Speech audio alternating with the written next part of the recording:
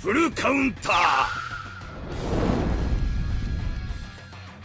Alright lads, welcome back to the Grand Cross video, and boys, female Lolly Solidiseed or just female Sariel is dropping in a few hours now on Global, and is it worth summoning? Obviously on this channel we do go through everything you need to know before you do summon, and if it is worth summoning, so let's just break it down. Okay, so after a long week we're finally getting the update because they delayed it on Global for 1 week for some reason, but we're finally getting Solidiseed or just female Sariel. We're also getting a final boss and also Candy Crush for some reason. Alright, so let's break down the actual skills of what the character does. So on screen now is the first skill, which is AoE Cleave. Essentially what it does is it never crits, but it does 75% damage equal to a crit. So if you don't know how that works, essentially still, even though you can't crit, you still want to get high crit damage because you're still doing a certain percentage of your crit damage as a skill. Kind of funny because it's kind of reverse of what the actual old Sariel was, where he always crits, where this one cannot crit. The next skill, which is actually very good the way they did this, and you know they did this on purpose because it's kind of a meta thing right now. Right now we have the meta of single target skills and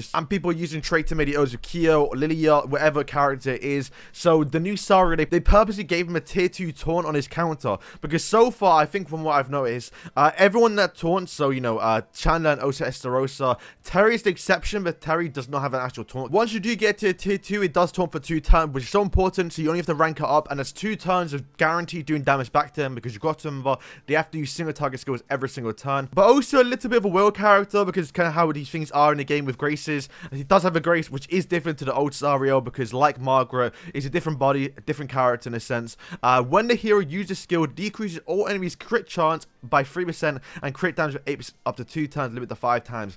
This is really good because right now, once again, the game's kind of always been that crit meta where you crit, you win. So having this just as a basic passive on every character, if you have it on the association. The passive is also kind of good and could see a lot more play later on when we do get someone like Mayel, for example. So what it does is it increases the 4 Archangel's allies crit damage by 8% for every buff on the battlefield, limit to 5 times. Which again, very easy if you have, you know, Margaret, because Margaret does buff up at least 2 per character. So you're going to get 6 buffs if you just use that one skill. So you're going to get that passive max straight away with Margaret.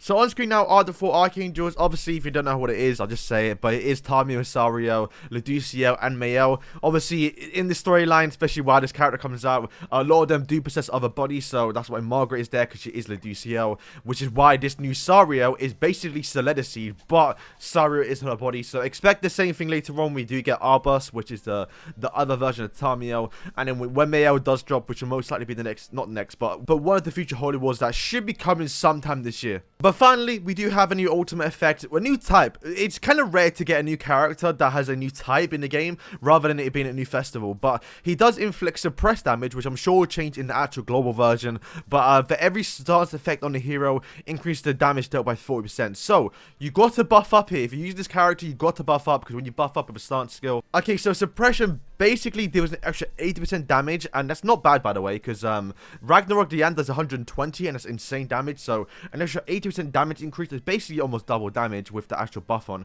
As you can see, you can only get 2.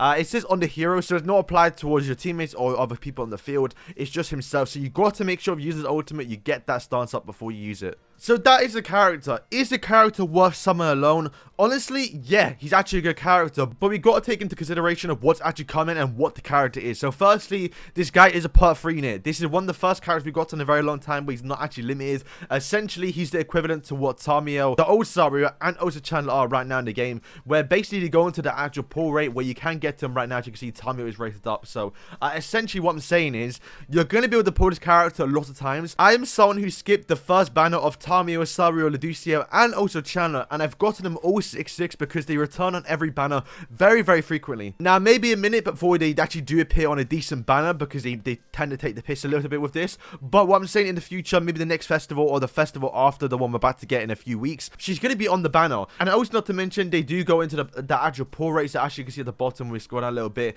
These are essentially all the part 3 characters, or Tamio, Sariel. He does go into this pool. So right now, if you've saved some tickets, just say save him because trust me, lads, I've gotten like basically all the Archangel off this pool. I know it's a very low chance rate, it's 1%, but you'd be surprised. You get them quite often. Not to mention too, they do also go into the Goddess's race ticket, and he will go into the actual pull rate down here. You can see next to Medio. There's a very low chance he barely get these tickets, but trust me, lads, I have pulled Tamio and Sariel both off this banner now. I have not pulled Chandler, so obviously not been the greatest RNG, but typically I'm spending my tickets on my actual resources trying to get the human one because I prefer giants and demons. Get like a guaranteed SSR.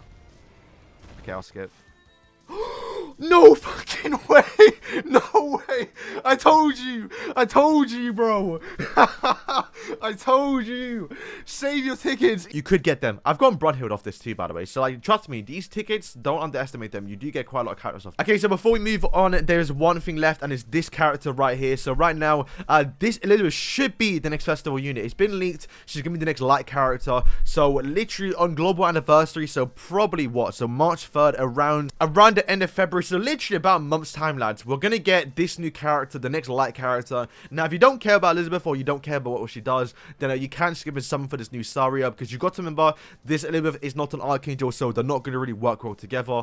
But consider how OP this new trait to Medios was and how much of a game changer he was. I'm expecting this new Elizabeth to be somewhat of a meta shifter as well, and maybe worth summoning. So after all I said with the new festival, Light Elizabeth coming literally probably in a few weeks time, with the fact that this character is not a rare unit, once he does leave, then he will go into all the other banners in the game as well. Why would you summon? One, you like the character, you like the gimmick of the character, then go ahead summon because that's the best way to play the game. But also, oh my days, boys, look at this banner. This is a top tier banner. Firstly, Sariel top tier. Liliard not too great, but if you don't have it, it's going to be great to get her for the first time. But Halloween Gopher, they purposely do this every single time. They make Halloween Gopher on the most irrelevant banners that, like, no one's really going to plan to summon for. They're never going to put Festival Gopher on basically, the new festival banner, unless it's a festival like, Cusack, where everyone's going to skip him. But if you've missed your chance to get him, then obviously I can't recommend enough. This guy, you just got to get him. Festival Elizabeth, the one that's coming out, you can get her with dupe coins.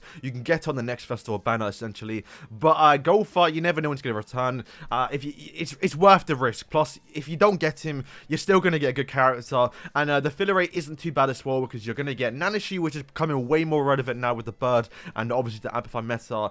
Eastern, nah, not really. Wait, is that F4E? No, it's the old one. Nah, this is a stinker. This is one of the worst ones you can get.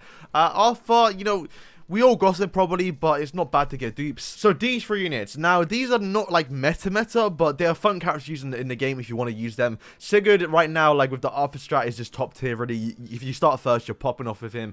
Brunhild is one of the go-to characters for obviously the new bird, Demonic Beast. Obviously, we are apparently getting, by the way, a new Demonic Beast battle tomorrow. So just be on the lookout for tomorrow's banner for JP, because we are apparently getting a new giant and possibly a new Demonic Beast battle. So just you may want to wait a bit. You may want to wait one day. That's basically what I'm saying. Ragnarok Diana is still top tier. She's a little bit fallen off because of CC. So once she does get her relic, then she may be top tier again. But attack, still removing buffs is perfect counter towards not only King, Margaret, and also Traitor Meteors. She is top tier. If you get her, I have a 4/6, and she kind of is one of my best units.